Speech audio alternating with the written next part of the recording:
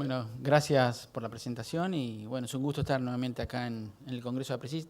Nosotros estuvimos hace 2 años, en el 2015, hablando de temas de nanotecnología. Y Alejandro Petec, bueno, me invitó este año a ver qué alguna otra cosa, pero voy a hablar les voy a hacer un pantallazo un poquito del tema de nano con 2 diapositivas para entrar en un campo que está mucho en desarrollo hoy día en el mundo, que es la biomimética, es decir, las soluciones bioinspiradas para desarrollos tecnológicos. Bueno, con lo cual le hago esta presentación de 2 campos. Mi tema general va a estar relacionado con esto, pero va a estar tocando un poco el campo de la nano.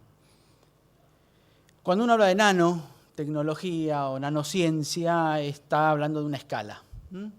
El nanómetro es un submúltiplo del metro y estamos hablando de 10 a la menos 6 milímetros. Es decir, un nanómetro equivale a 1 millón de veces de 1 milímetro, ¿no? La subdivisión.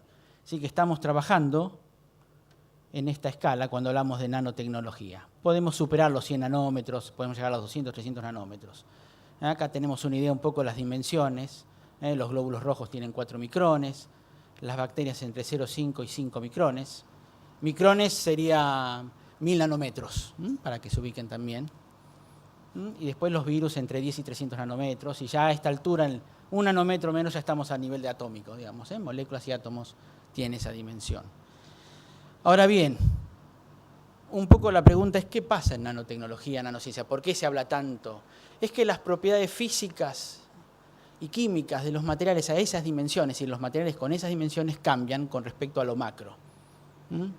Entonces es muy interesante, y acá siempre hay 2 términos con los cuales uno habla, que es la nanociencia, que involucra la investigación para descubrir nuevos comportamientos y propiedades de materiales con dimensiones a escala nanométrica, y la nanotecnología, que es llevar esos nuevos descubrimientos básicamente a un desarrollo tecnológico.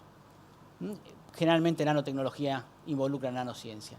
Y lo interesante es que, ¿qué pasa? Que a medida que yo reduzco el tamaño del objeto, básicamente empiezo a tener una mayor relación de superficie-volumen. Tengo más superficie con ese volumen. Y podemos ver acá un ejemplo muy simple, muy sencillo. Estas son nanopartículas de oro, de distintas dimensiones, de 100 nanómetros y menos. Y vemos que en una dilución cambian, los colores son diferentes. Es decir, no vamos a ver color amarillo, sino básicamente otros colores, el azul, el rojo. Y eso es por las propiedades que tiene el material a esa escala, las propiedades ópticas del material. Entonces ha estado un desarrollo enorme para hacer nanovehículos, etcétera. Pero bueno, van a ver ustedes que lo que les voy a presentar toca en cierta manera, porque voy a trabajar en una escala de lo nano y de lo micrón, de los micrómetros. Acá podemos ver un poco lo que les quiero presentar, que va desde el campo de la nano a la biomimética. Y tenemos, y ahora les voy a decir, básicamente vamos a entrar en el tema. La biomimética es un poco la idea de juntar 2 grandes campos, la biología y la ingeniería. Por supuesto, esto abarca distintas escalas. Escalas macro, meso, y llegamos a la escala nano. Y acá tenemos biomimética a la escala nano. ¿Cuál es la definición que uno tiene de la biomimética? Son nuevos desarrollos tecnológicos inspirados en los sistemas biológicos. Es decir, yo tengo un sistema biológico que tiene una determinada propiedad funcional y yo quiero llevar esa propiedad funcional a un desarrollo tecnológico artificial. Generalmente este es un campo multi-interdisciplinario, es decir, están los biólogos, que son los que estudian las propiedades de los sistemas biológicos, pero para hacer el desarrollo necesitamos también a los físicos, a los químicos y a los ingenieros. Por supuesto, también entra en la matemática, porque se hace modelización, y esto abarca, todo, como vimos antes, distintas escalas, no solo a nivel nano. Y desde ya es una fuente inagotable de patentes tecnológicas. Es decir, eso es esencial. Es decir, la naturaleza tiene 3.800 millones de evolución desde que apareció la vida en el planeta Tierra. Y ha hecho pruebas y ensayos de distintos diseños. Por supuesto, acá, ustedes se preguntan cuáles son las patentes tecnológicas que ya hay a nivel mundial.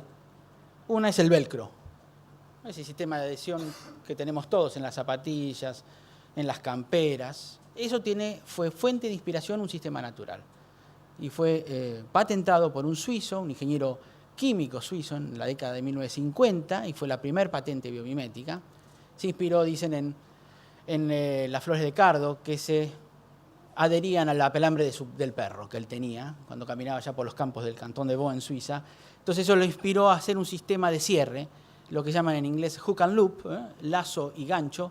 Y el velcro, por si no lo saben, es una sigla, básicamente es la conjunción de dos palabras en francés, velours, crochet, que es terciopelo y tejido. Y estamos hablando de escalas de dimensiones del milímetro, básicamente.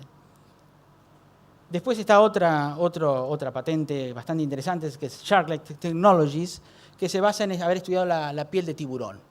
El tiburón tiene grandes propiedades, entre ellas es que su superficie, su epidermis, compuesta de escamas de composición de dentina, tienen forma acanalada y en forma de rombo. Y lo que hace es que son superficies antifricción. Genera poca fricción cuando el escualo se mueve por el agua, genera poca fricción, con lo cual tiene un menor gasto de energía cuando se traslada. Y además tiene una ventaja, que es lo que utilizó Sharklet, que no se adhieren ningún tipo de elemento. Entonces es muy bueno para los biofilms, o el biofouling, como le dicen, que lo que genera es que no hay ninguna adición de bacterias. Como no es el caso de la ballena uno puede ver las ballenas que tienen elementos sobre su epidermis de ciertos animales que se incrustan. No es el caso este. Y bueno, Sharklet diseñó un tipo de diseño para utilizar básicamente en revestimientos para hospitales y otros lugares donde necesitan que haya no haya adhesión de bacterias. Y uno de los últimos es Post-it, que es este sistema también de pegue, que lo han desarrollado en base a lo que son los filamentos que tienen en los dedos los geckos. Los geckos son una pequeña lagartija que está en muchos lados, están desparramadas por el mundo, que tendrán un tamaño de 5 centímetros básicamente, y tiene una gran propiedad, que caminan muy rápido por cualquier tipo de superficie y se adhieren a cualquier tipo de superficie. Pueden caminar por el techo. Y lo que tiene interesante es que los filamentos de ese dedo constan de beta-queratina y que son ramificaciones que se van ramificando en varias escalas. Estamos hablando de escalas del orden de nanómetros. Y pueden adherirse a cualquier tipo de superficie y son adhesivos inteligentes, porque no solo que se adhiere muy bien, sino que se puede desenganchar muy bien por una cuestión mecánica.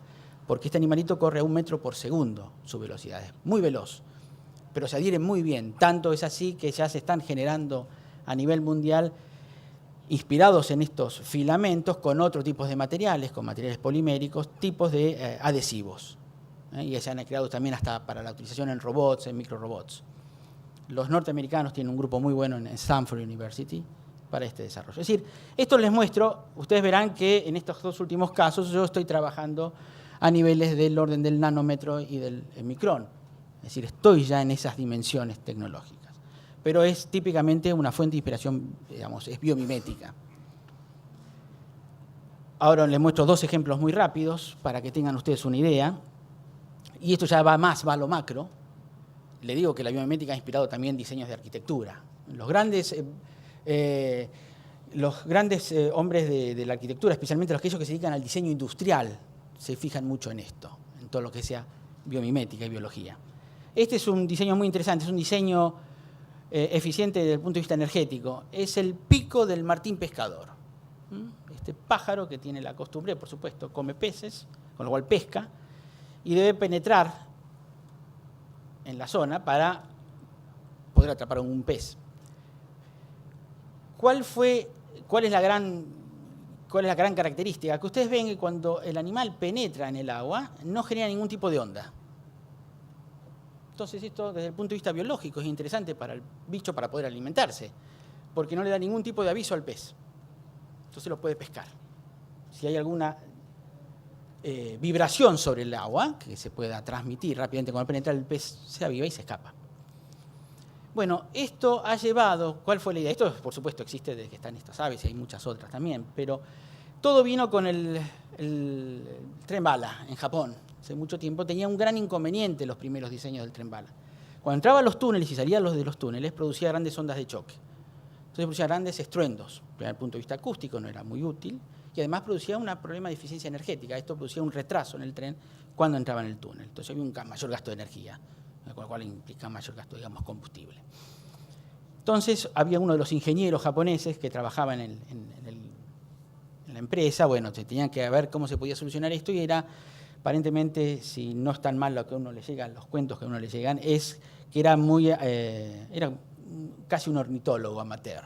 Y escuchando una vez una charla se enteró esto del martín pescador. Con lo cual hubo un cambio del diseño de la trompa del tren, siguiendo un poco el diseño del pico del martín pescador. Y lograron 15% menos de energía y 10% más rápido. Así tuvo grandes mejoras los nuevos diseños del tren bala. Otro ejemplo es esta de un biólogo americano, Frank Fish. Justo Fish se llama pescado, ¿no? Un pez. Pero bueno, él trabaja mucho con las ballenas. Y hay una ballena, especialmente la Megaptera novaangliae, que tiene una peculiaridad. Sus aletas son tuberculadas en los bordes, tienen como tubérculos. Y bueno, se estudió por qué era así. Esto le permitía a la ballena tener un gran movimiento, una gran rotación en el agua y también generaba una mejoras en la sustentación de la misma ballena y una menor fricción. Entonces, el estudio de este hombre llevó con otros, porque es interdisciplinario esto, porque uno generalmente estudia esto, pero por ahí no tiene la aplicación en mente, dónde se puede aplicar. Bueno, aparecieron los que están con los molinos de viento y para hacer el mismo tipo de distribución, el mismo tipo de borde en las aspas de los molinos de viento. Genera una eficiencia energética. Ustedes recuerden esto, la naturaleza tiene grandes ejemplos y uno tendría que fijarse mucho más y estudiar los sistemas biológicos. La naturaleza en general, una de las cosas que quiere siempre es gastar poca energía. Es decir, uno mismo tiende a lo que se llama un principio de mínima energía, es decir, buscar el ahorro energético. Yo siempre digo, por eso es bueno ver a veces un tipo vago sentado, uno le critica y dice, pero está siguiendo los preceptos de la naturaleza, ¿no? Es básico la conservación de energía. Como otras cuestiones también que tiene la naturaleza es cómo produce sus materiales. Generalmente con poco gasto, no genera residuos, básicamente son todos generalmente residuos biodegradables, pero si uno se pone a pensar, ahora se me está ocurriendo en la mente la tela de araña.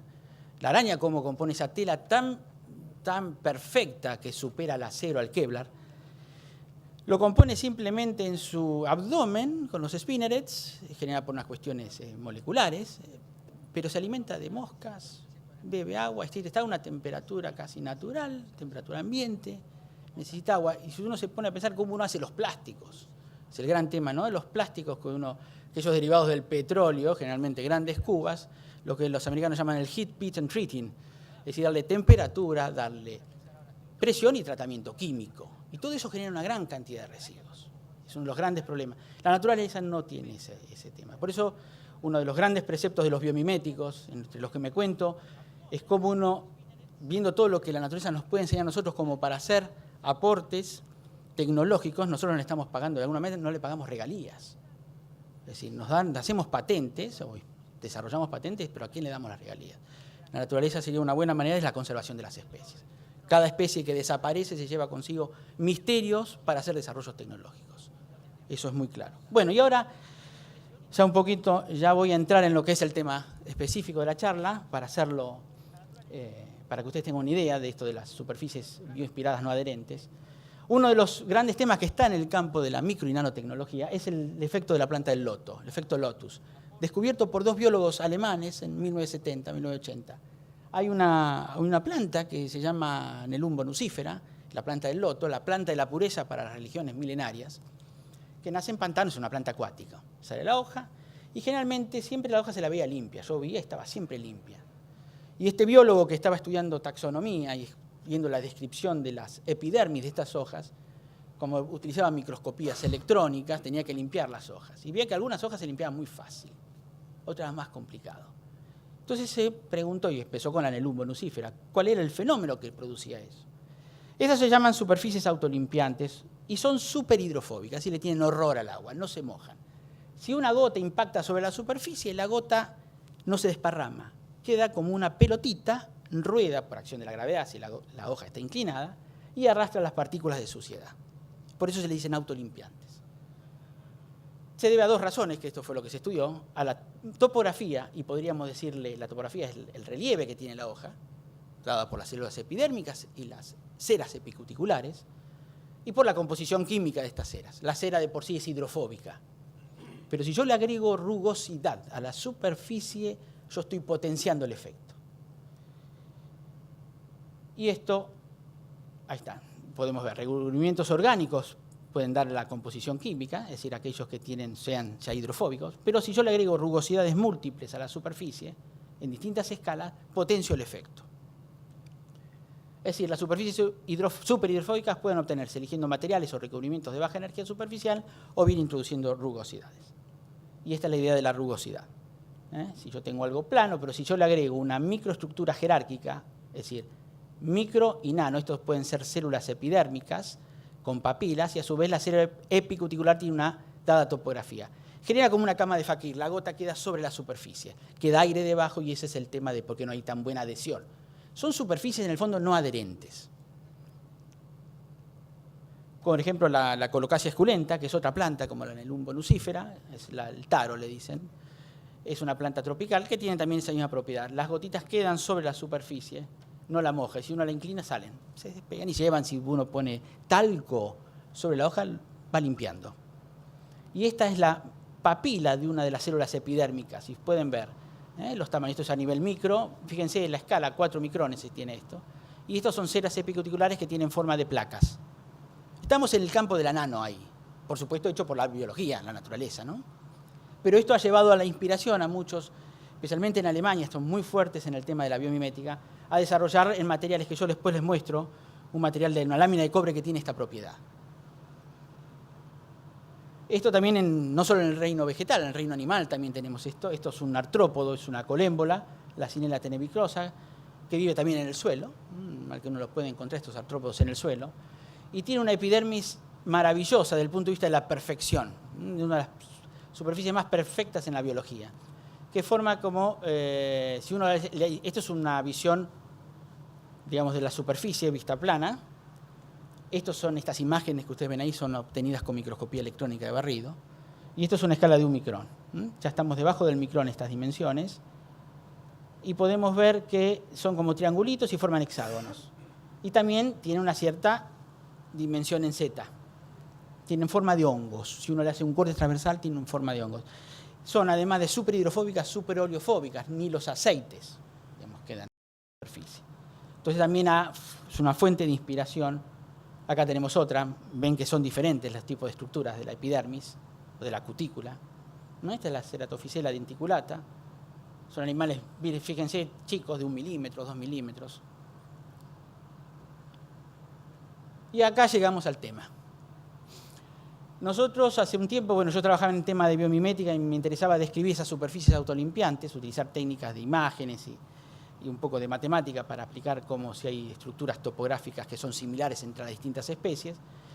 Llegamos a que la fauna del suelo también tiene una interesante propiedad. Muchos de los animalitos cavan para desovar, salen limpios, si no se les adhiere suelo.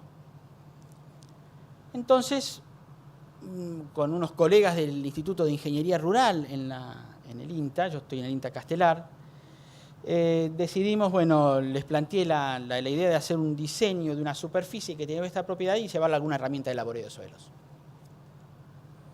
Entonces surgió la idea esta, ¿no? Que el fenómeno de adhesión aumenta la resistencia del trabajo como el consumo de energía de la maquinaria, disminuyendo la calidad de trabajo. Los animales que habitan el suelo esto no lo tienen, este problema, por varias razones, pueden ser por razones de la microtopografía de la cutícula, pero también por cuestiones de sistemas microelectroosmóticos, lubricación y flexibilidad de la superficie cuticular, es decir, depende de la especie que uno esté estudiando, analizando, y también por la hidrofobicidad. Nosotros nos dedicamos al Dilobodero sarderos, el famoso bicho, o torito, candado, como le quieran llamar ustedes. La hembra, esta es la hembra de la especie, cava en el suelo, acá tenemos una foto como está cavando, en el laboratorio justo encontré. Y analizamos, yo le apunté más que nada a la microtopografía de la cutícula. Acá hay un tema que está todavía en desarrollo, es el mecanismo, por qué se adhiere menos suelo a la cutícula del bicho, que es el mecanismo de adhesión o de no adhesión. Eso es un estudio que desde el punto de vista biológico muy interesante, y estamos en pleno desarrollo. Lo que sí vimos es, nos arriesgamos y empezamos a estudiar la cutícula con microscopía electrónica. Si ustedes, no sé si pueden ver que hay unos puntitos negros, se ven, ¿no? Los puntitos negros. Tiene cavidades. Ahora, si uno ahora vamos a mostrar un poco una imagen. Tiene cavidades que se las voy a mostrar en la próxima diapositiva.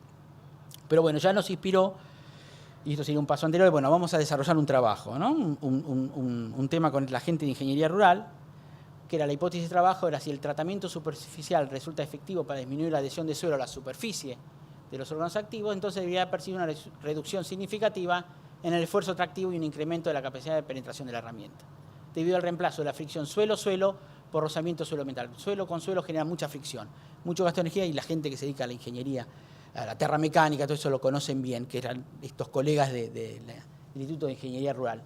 Entonces, bueno, propusimos un desarrollo. La idea era descripción de la cutícula, en este caso del Diloderos abderus, con microscopía electrónica, y después hacer el diseño de la superficie, uno inspirándose, viendo lo que encontrábamos, hacer un diseño y llevarlo a una herramienta, el laboreo, que eligieron la gente de ingeniería rural, cuál era el más simple para hacer, y hacer un ensayo a campo, ¿no? No en pileta de suelo, sino a campo, directamente en el campo, en un lote. Estas son las imágenes de microscopía electrónica de la cutícula de la hembra del bicho toro. Acá lo podemos ver, esto sería el tórax, esto sería la cabeza. Esto es quitina, básicamente es quitina. Vemos que hay quiebres del mismo material, pero tenemos como cavidades, con una punta que aparentemente es un pelo, que no sabemos si es una cuestión sensorial, no se sabe bien todavía, que puede tener, como muchas cosas en la biología, pueden ser multifuncionales. Y esta es del tórax, que es lo mismo. También tiene la punta de un pelito. Bueno, la idea, hicimos mediciones, yo acá me voy a ir un poco más rápido, pero hicimos mediciones, a ver primero el diámetro de estas cavidades y cuáles eran las distancias entre ellas. Y encontramos que predominaban básicamente distancias de entre los 200 y los 300 micrones, eran las que predominaban. Con lo cual, planteamos esa relación de diámetro de 50... perdón, acá hay un error. Sí, un error de cosas. Estos son 50 micrones. Y estos son 250 micrones. Es decir, los diámetros de las cavidades son 50 micrones y 250 micrones es la distancia entre ellas, la que predomina. Entonces encontramos esta relación, 0,2. Con lo cual se decidió hacer una púa, básicamente una púa, y generar cavidades de un cierto diámetro. Nosotros propusimos 2 milímetros como inicial, y separados una distancia de 10 milímetros para mantener esta relación. Y formamos una figura hexagonal, no fue al azar. Uno en el bicho toro ve que hay una distribución más bien azarosa. Pasa que es complicado el desarrollo. Esto fue casi hecho sin dinero, digamos. Buscamos material que nos dio una empresa, una 01045, generamos las púas, trabajamos con un tornero y generamos después las cavidades. Y buscamos la púa que era lo más sencillo, y la gente de ingeniería rural tenía los equipos para poder medir los esfuerzos tractivos. Un equipo que es desarrollado por ellos, que no hay muchos en el mundo. Entonces, bueno, generamos esta superficie que iba a ser comparada a una púa la cual la superficie fuera lisa, por supuesto, la testigo, ¿no? Esta es una imagen un poco de la púa. Esto tiene 14 centímetros, 15 centímetros, y esta es una imagen con lupa donde vemos las cavidades. Este es el ensayo a campo, un lote en Castelar. Eran 4 lotes de 100 metros por 50. Y bueno, y acá vemos la púa colocada en el brazo. Acá está el equipo donde tiene varias celdas de carga para medir los esfuerzos horizontales, verticales, de rotación. Y la púa iba ubicada acá en el brazo. El tractor se movía a máxima potencia y generaba la comparación entre esta púa y la lisa, y otras. Después hicimos otros diseños, generando básicamente distintas distribuciones o distintas distancias entre ellas. Estas son las que hemos estado trabajando en el tema. Esta, la que vemos acá, es la púa con las cavidades. Esta tenía protuberancias. Hemos hecho media hacerle cavidades y hicimos protuberancias. La diferencia fue enorme, no solo visual, sino en los datos que uno obtenía. O lográndose más o menos, para que ustedes tengan una idea, esto sería sin la lisa, y estas serían con cavidades. Esta sería la distribución básica más interesante, que es la que mantenía esa relación de 0,2, la que uno observaba en la hembra del bicho toro. Y acá fue otros cambios que nosotros le hicimos, variamos las distancias, pero aún seguían dando mejor. Son todos estudios estadísticos que se hicieron. O sea, por ensayo se sacaban más de 5.000 datos. Esto, la gente de ingeniería rural se encargaba de hacer todo el desarrollo estadístico, y se encontraba que había una diferencia significativa. Estamos todavía en desarrollo de este tema, pero bueno, y la idea fue, en todo caso, patentarlo. Patentar un diseño que era básicamente un diseño triangular, un triángulo equilátero con cavidades y manteniendo una densidad planar en función del área de cavidad sobre el área del triángulo, con correcciones. Esto más o menos está la patente, se presentó en 3 países, en Argentina, en Estados Unidos y en Brasil. La que es, bueno, no sé si es porque es Estados Unidos, ya en 2 años nos dieron la patente, es decir, que fue aceptada el 18 de mayo en el 2015 y ya en septiembre recibimos con este título, Modified Surface Topography for an Agricultural Tool. Básicamente lo que se patentó fue ese diseño. Por supuesto, acá les muestro algo interesante para que vean, tengan una idea. Ven, esta es la cavidad, que tenía, dijimos, 2 milímetros de diámetro, pero después de varias pasadas, porque esto se hizo varios ensayos, y se fue comiendo, porque esto era un acero 1045, un acero blando. ¿Qué ocurría de interesante? Es que se iba formando una cometa, una cola de cometa por el uso. La púa se movía en esta dirección, en este sentido. Entonces acá es la cola, se iba comiendo. Esto vemos que hay suelo. Lo que este sería el diámetro original. Si uno mira la cavidad del bicho toro, tiene algo parecido. También la cabeza está mirando para este lado.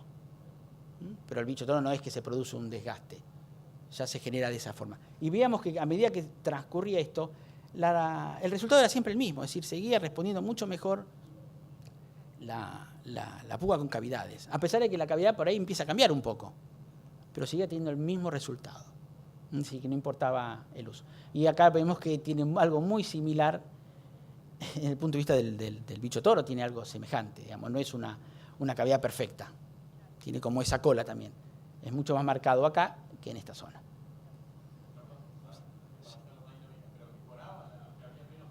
No, seguía teniendo el buen resultado que al principio. El resultado era similar. Digamos, no es que empeoraba. Uno podía pensar que empeoraba porque va desapareciendo. No mejoraba. No, estaba ahí. La idea nuestra, y bueno, eso fue lo que se patentó. La idea nuestra, bueno, esto es otro, ahora estamos estudiando, hay una tesista doctoral trabajando. Ya la idea es trabajar con las distintas especies, empezar a hacer un estudio con otros coleópteros, por supuesto, estos son estercoleros que también cavan, y empezar a ver qué diferencias hay. Es un trabajo, decir, muy amplio, porque está el punto de vista de la entomología, digamos, estudiar un poco el insecto, pero además después el diseño, y para eso hay que hacer varios estudios. Esta es otra especie, pero la idea es potenciar el efecto. Yo quiero potenciar el efecto. Yo acá tengo cavidades, superficie lisa con cavidades, fáciles de hacer, macro. No estoy hablando del punto de vista industrial, porque después si uno quiere... A ver, apunto a lo siguiente. En la naturaleza es muy común las estructuras jerárquicas, muchas rugosidades. Entonces la idea nuestra es empezar a trabajar con otro tipo de rugosidad, no solamente macro, irnos a lo micro y apuntar a lo nano.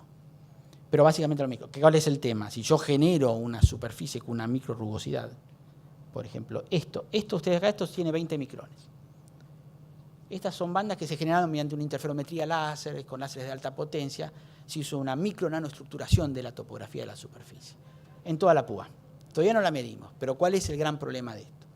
Si yo tengo una estructura rugosa, la pongo en el suelo, digamos así directamente, muy probablemente, a pesar de que se endurece el material, en cierta forma con este tipo de estructura láser, se me va a borrar, ¿no? Porque sabemos que el suelo, los minerales, son abrasivos en el fondo, y dependerá también en qué suelo yo lo voy a utilizar. Con lo cual estamos con esa idea de potenciar el fenómeno para ver si realmente se potencia el efecto antiadherente. Y ahí sí ver si baja, 5 minutos.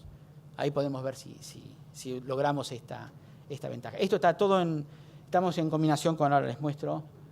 Bueno, todo esto llevó a que Ingersoll se interesó en el tema y ya firmamos un convenio de cooperación, un convenio de investigación y desarrollo para aplicarlo a sus cuchillas, ya sea las lisas como las onduladas. Empezamos ahora con los ensayos, básicamente el diseño patentado, pero todo apunta luego a seguir incorporando. Y no hace falta en los discos, pueden incorporarse a otros tipos de herramientas de laboreo que estén en tema con el suelo, ¿no? En contacto con el suelo.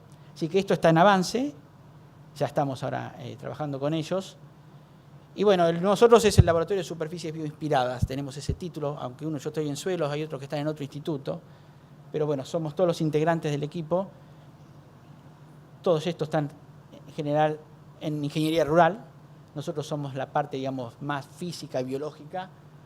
Yo soy físico, por eso y esta es nuestra tesista doctoral en el tema. Y tenemos relaciones con instituciones externas, como la UTN Regional Pacheco, con quien desarrollamos la patente.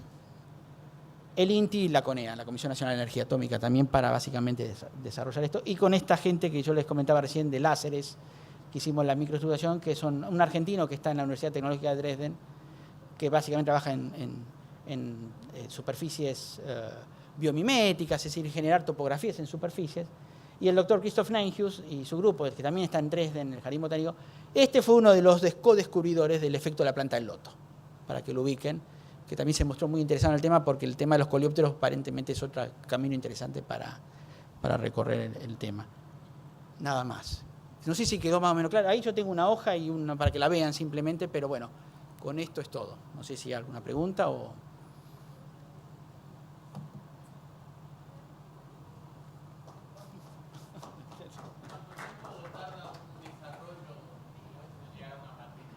Y tarda mucho. Nosotros empezamos en el 2011-2012 con la idea. Primero largamos con la primera. Mi gran tema fue, yo planteaba esto de las cavidades, hablar con la gente general. Por supuesto, ellos se mostraron muy interesados, pero al principio muy, no descreídos, pero no, decir algo liso es mejor que algo rugoso. Y ahí vimos que topografías con papilas grandes genera mucho peor resultado, peor que la lisa, digamos. Pero estos tipos de topografía aparentemente favorecieron. Y cuando hicimos el ensayo, fijándonos en el bicho toro, yo no sabía qué iba a dar. Y dio un buen resultado, con lo cual fue como un empuje para seguir. Igual íbamos a seguir hasta encontrarla, pero... Y empezamos 2011 hasta el 2013, porque los ensayos eran a campo, no en piletas de suelos, que muchas veces se hacen en piletas de suelo, acá era a campo. Y hay que ver el clima también, ¿no? Porque llovía, no llovía, había que buscar. Se hicieron mediciones de humedad. Yo acá no los tengo los datos, pero bueno, ellos tienen todo bien. Se medía la humedad, se estudió de penetración, todos los datos que uno podía tener del suelo. Se utilizó en un suelo, un argidol, ahí que es semiarcilloso, en Castelar, digamos. La idea también es expandirlo. Otra idea, el insecto este tiene toda la llanura pampeana, básicamente, el hilo de los aderos. Ahora, ¿dónde cava? Porque en la época del desove es en febrero, más o menos. Enero, febrero empieza a desovar. Yo en un terreno tengo humedades que pueden ser diferentes. Va a un lugar muy húmedo, va a un lugar menos húmedo. ¿Me explico? Si el estudiar el animal el caso es válido, que es lo que nos va a dar la idea. Ahí está la relación con la biología, que es y después empezar esas diferenciaciones a campo chico, digamos. Después hay otros coleópteros que son más de suelos arenosos. Entonces, a ver, tendrán el mismo tipo de estructura. Por ahí yo necesito hacer otro tipo. Por ahí voy con este otro suelo y no anda. ¿Me explico? Por ahí tengo que buscar otro tipo. El tema es que la naturaleza a mí me da mucha fuente de inspiración. Lo bueno es saber el mecanismo de adhesión en el bicho. Esto es lo ideal. Cuando yo ya tengo ese conocimiento, ya ahí me puedo tirar mucho más. No prueba y error.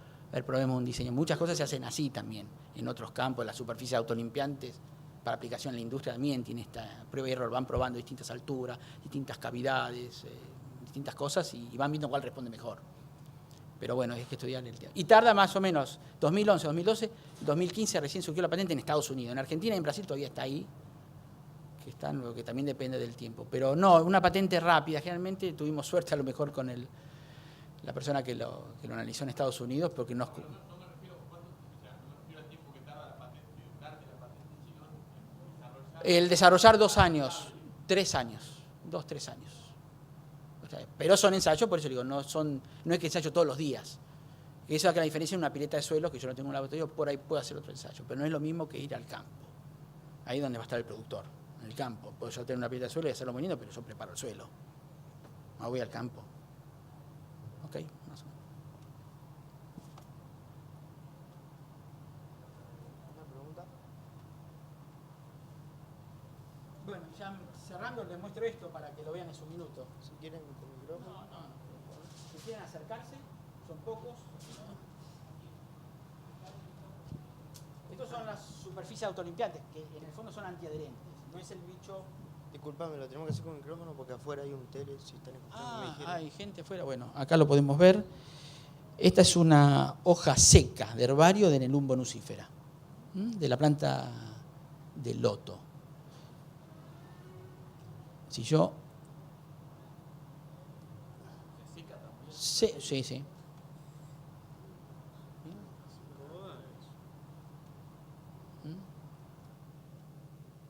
Yo lo hago acá. No. Activa y seca. Está acá la cera. Esto es importante, el tema de la cera epicultural. Si estamos a nivel nano ahí. Y esto, a ver, por favor, gracias. Esto, vamos a hacer acá. Quiero tocar, porque acá esto es una laminilla de cobre. De este lado fue tratada químicamente, esto es alemán, no es nuestro, lo mandó un colega de Alemania, no me dijo nunca, es un proceso químico, básicamente la han hecho con óxidos. Y generaron una topografía en la superficie parecida a la que vimos en la hoja, que son todas muy parecidas, así como papilas con una estructura fractal, lo que llaman las fractales, es decir, de distintas escalas, mantengo el mismo tipo de constitución.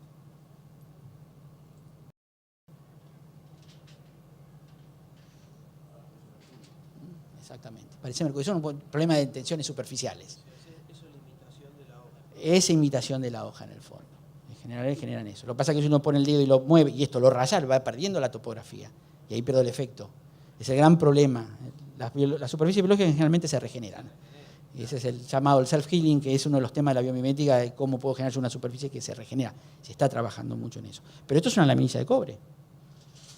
Ustedes lo pueden ver de este lado. Y del otro lado puede tener menos, a ver, vamos a ver. Porque sí puede tener. Claro, mirá cómo queda. Puede sale, pero esto es apenas. Sí, sí. Lo interesante sí, es eso, es la combinación de la topografía. Uno piensa que algo liso es mejor. La topografía, pero a esa dimensión, no estamos hablando de grandes topografías. Uno tiene que trabajar a ese rango, que es la micro y la nano. Bueno, nada más, creo que eso es todo. Bueno, ahora sí le damos un aplauso.